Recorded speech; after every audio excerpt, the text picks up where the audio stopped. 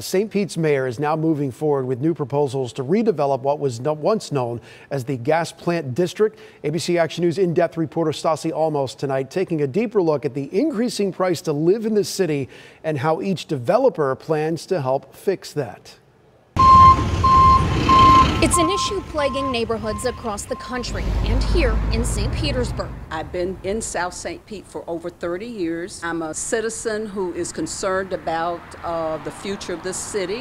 Years of redevelopment pricing out existing communities, creating an affordable housing crisis. I'm concerned about the inclusion.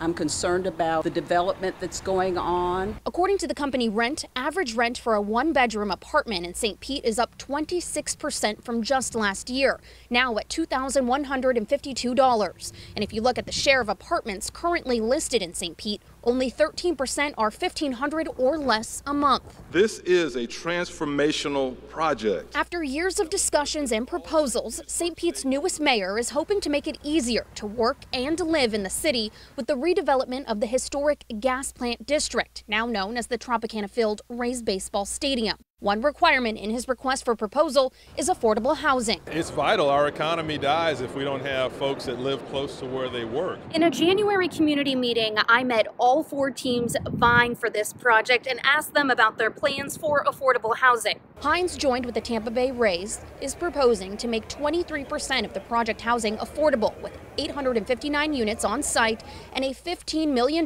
investment in off-site programs for homeownership and rental assistance. With development also creates an opportunity for neighborhoods around the development itself to become more expensive, and what we're trying to do is stem that tide. 50+1 Sports plans to dedicate 50% of constructed housing units to affordable and workforce housing.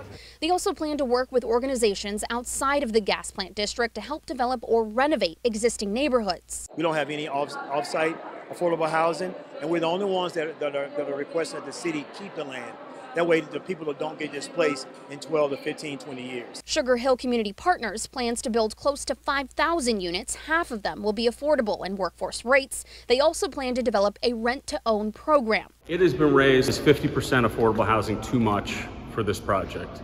We don't think that at all. And you know, some people have argued that affordable housing is somehow inconsistent with being an economic engine for the community. We think it is a critical economic engine because without a workforce, companies are not going to come to St. Pete. And Restoration Associates has a proposed plan to build housing in phases, totaling 1,000 units set aside at certain area median incomes, and the possibility for an additional 1,000 affordable and workforce units. A good percentage of that needs to be affordable, attainable housing.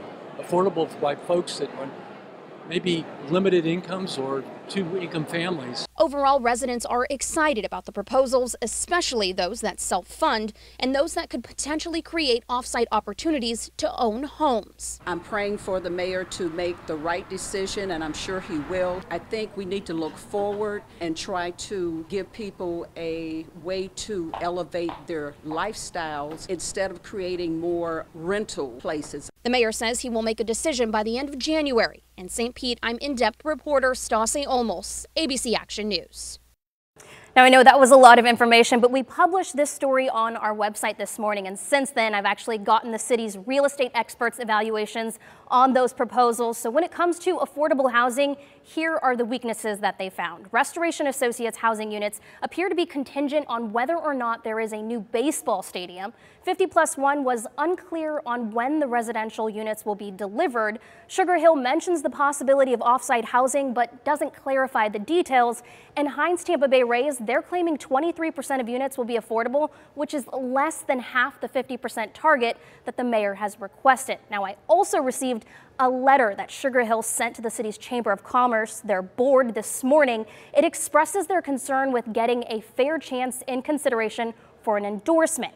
The letter claims that only the Hines and Tampa Bay Rays were invited to showcase their project to the board, even though Sugar Hill is the only team that's been in the proposal process for several years. The letter then breaks down what Sugar Hill says are misleading numbers. For example, the Hines Rays team is claiming to offer 23% affordable housing, but that number includes 600 off-site housing grants. In actuality, they are proposing closer to 15% affordable units on the actual site, and Sugar Hill says that's nearly 2,000 units less than they would be building themselves. So we reached out to the Chamber of Commerce for comment, and we plan to have their side tonight at 11. Now, to clarify, the mayor is not involved with the Chamber's endorsements, but he is expected to make his decision here in the next 2 weeks. So Sugar Hill is hosting a meeting of their own tonight to share the proposal with the community. It's from 6 to 8 p.m. at the Dr. Carter G. Woodson African American Museum in St. Pete. We also have all of the project proposals as well as how you can give your input